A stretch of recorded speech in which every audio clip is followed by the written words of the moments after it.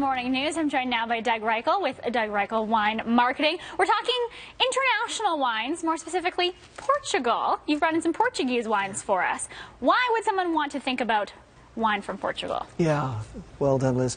The main reason is that Portugal has actually been growing grapes and making wine for some 3,500 years. Wow. Yeah, they have no less than 200 different varieties specific to their country that you and I have never heard of. So we know Chardonnays and Shirazes and Cabernet Sauvignon, but how many of us have heard of Touriga Nacional or Touriga Franca and Alicante Boschette? Oh my goodness. You know, and on and on and on. Yeah. So we need to pay attention to a country that's that experienced in the business of growing grapes and making wine. So they know what they're doing. They know what they should know what they're doing by now. Absolutely, yes. Now, are there different? Are you going to find a different flavor with Portuguese wine than you would from other countries? Yeah, very much so, Liz.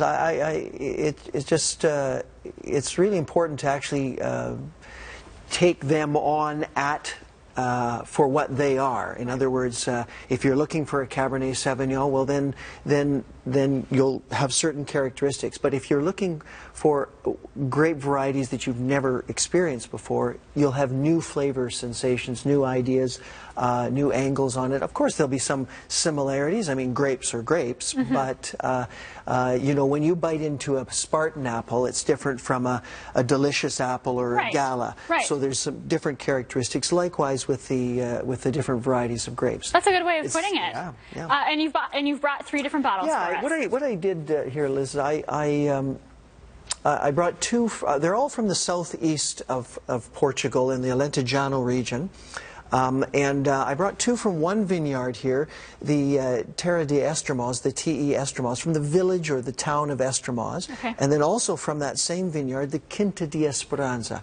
And then the Madeiras. So let me just say something very briefly about them. Sure. The T.E. Red and the Quinta de Esperanza from a single vineyard, lots of clay soil, lots of marble.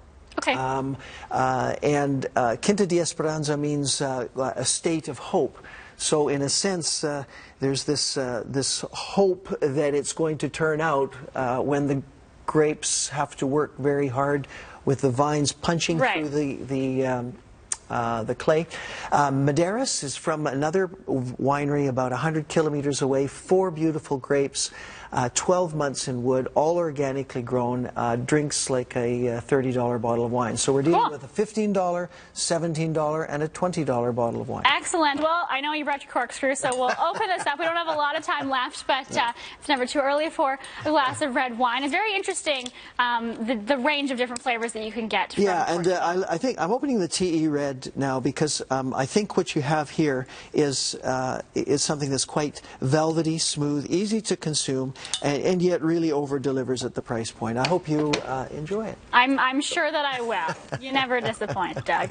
Well, thank you so much for coming in this morning. Of course, if you want to find out more about fine wines in Saskatchewan, you can visit their website, finewinesask.com. They're on Facebook and Twitter as well. Thanks so much, Doug, for coming in this morning.